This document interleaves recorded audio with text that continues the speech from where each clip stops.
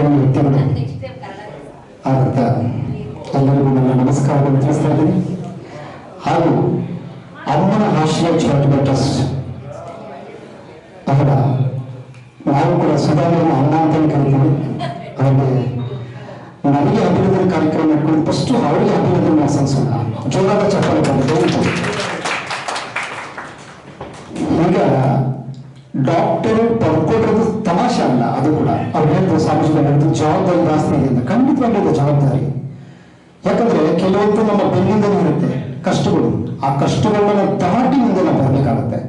ಅದು ಯಾವಾಗ ಬರಬೇಕು? ಕಷ್ಟಗಳನ್ನು ನೋಡ್ಕೊಂಡೇ ಬರಬೇಕು. ನಮ್ಮ ಕಷ್ಟಗಳನ್ನ ನಾವು ಅವತ್ತು ಲೆಕ್ಕಿಸಬಾರ್ದು. ನಮ್ಮ ಕಷ್ಟ ನಾವು ಲೆಕ್ಕಿಸಾದ್ಮೇಲೆ ನಮಗೆ ಡಾಕ್ಟರೇಟ್ ಬರೋದು, ಅದ್ರ ಮುಂಚೆ ಬರೋದಿಲ್ಲ.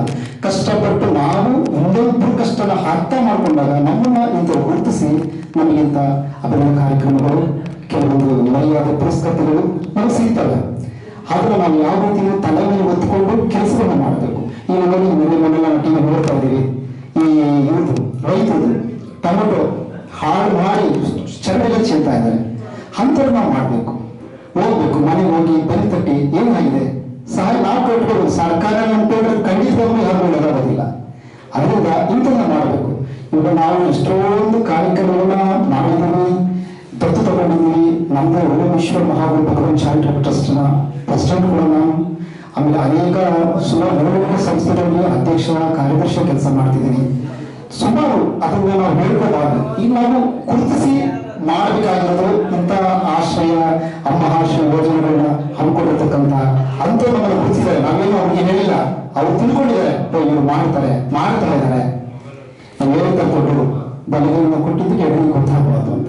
ಅದು ನಿಜವಾಗ್ಲೂ ಹಳೆಯ ಗಾದೆಗಳು, ಸತ್ಯವಾದ ಗಾದೆಗಳು ಯಾವತ್ತೂ ಸುಳ್ಳಾಗುತ್ತಿಲ್ಲ. ಅದರಿಂದ ನಾವು ಇನ್ನೂ ಹೆಚ್ಚಿಗೆ ನನಗೆ ಯಾವುದೇ ಸಂಸ್ಥೆಗಳಾಗಲಿ ಖಂಡಿತ ನಂಬರ್ ತಗೊಳ್ಳಿ. ಊಟದ ವಿಷಯದಲ್ಲಿ ಖಂಡಿತವಾಗಿ ಕೇಳಿ ನಾನು ಕೈಲಾದಷ್ಟು ಸಹಾಯ ಮಾಡ್ತೀನಿ. ಮೊದಲು ನಮಗೆ ಊಟ ಏನೇ ಆದರೂ ಊಟ ಇರಬೇಕು. ನಮಗೆ ಒಂದು ಹೊತ್ತು ಊಟ ನಮ್ಗೆ ಸಿಕ್ಕಿದಾಗ ಅದು ತುಂಬಾ ಬೆಲೆ ಇದೆ. ಅದಕ್ಕೆ ಅನ್ನದಾನ, ಅನ್ನಪ್ರಾಣ ತುಂಬಾ ದೊಡ್ಡದು. ಅದಕ್ಕೋಸ್ಕರ ಹೇಳ್ತಾ ಇದ್ದೀನಿ, ಯಾವುದೇ ಆಗಲಿ ಏನು ಕೊಡೋಕ್ಕಾಗಲಿಗೂ ಪರವಾಗಿಲ್ಲ, ನಾನು ಊಟಕ್ಕೆ ಮಾತ್ರ ನನ್ನ ಕೈಲಾದಷ್ಟು ನಾನು ಇಷ್ಟು ಅಂತ ನಾನು ಹೇಳಬಲ್ಲೆ.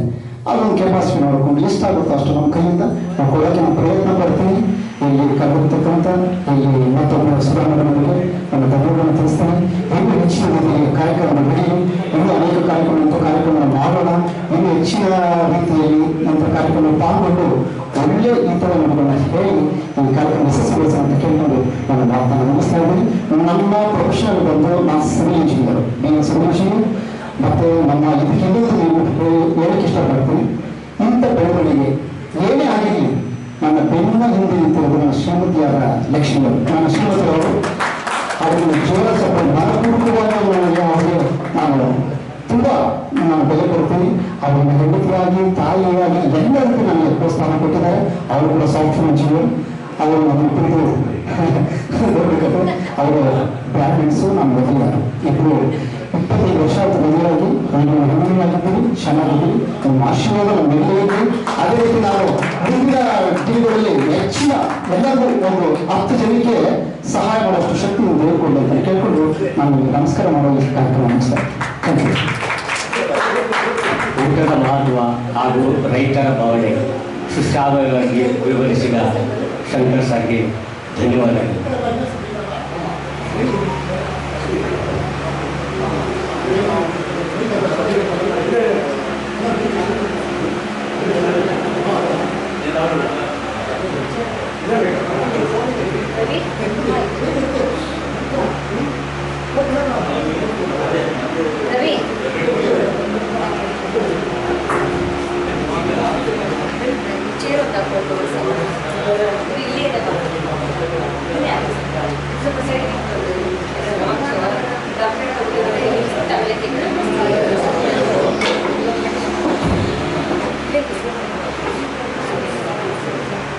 ಈಗ